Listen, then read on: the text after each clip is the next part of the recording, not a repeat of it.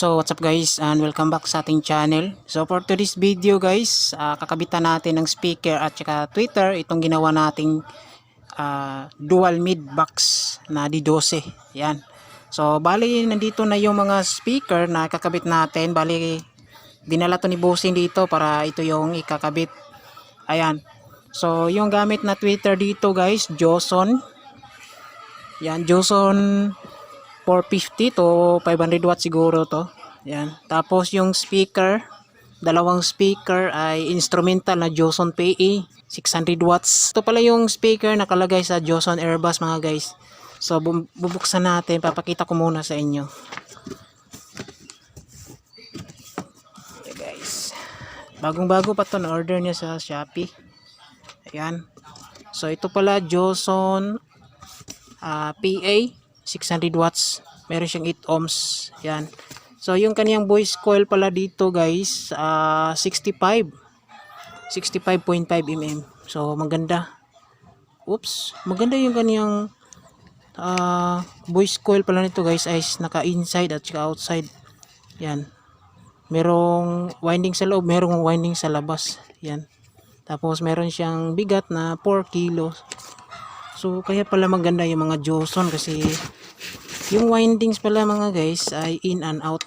Papakita ko muna sa inyo yung pinakaharap niya. Yan, instrumental. Naka dalawang roll sa edging niya. Maganda guys oh. Makapal man yung kanyang kun. Maganda, madaling i-bounce. Yan, maganda kasi mga PA, mayroong PA na model. Maganda ilagay sa mga mid-high or full range. Yan. Maganda yung pagkagawa oh. Ito siya, isasolda lang natin. So dalawa dito. Yan, Joson PE12 600 watts. Tapos meron din siyang dalawa dito guys na kakabit sa isang box. Kasi sa isang box Joson PE, sa isang box ito ProMac. Ito yung lumang speaker ni Bossing. Pero balak pa niya magdagdag pa ng dalawang Joson PE pag meron na isang budget. Sa ngayon, ito muna yung temporary ilalagay sa isang box. So, ProMac na 400 watts. Yan. Nominal power niya guys, 150 lang. Yan. So, ito siya guys. So, siset up ko muna guys itong dalawang ProMac sa kabilang box. Itong dalawang Joson PE sa kabilang box din. Yan. Tweeter, isang box. So, siset up ko muna mga guys. Let's go.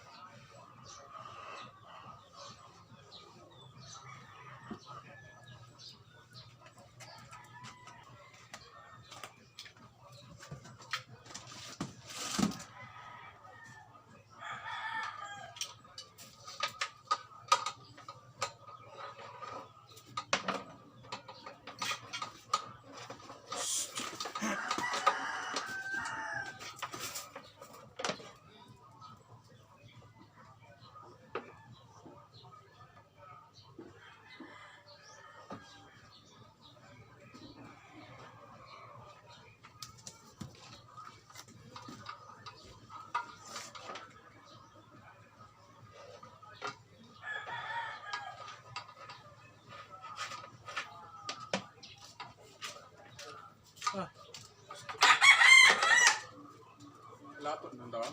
Ha? Latot na ron? Ako ni Ra. Ha? Ha? Napugula kay ko ah. Ay. Andar ng router. Ha? Di mo andar. Oh, tara, tara.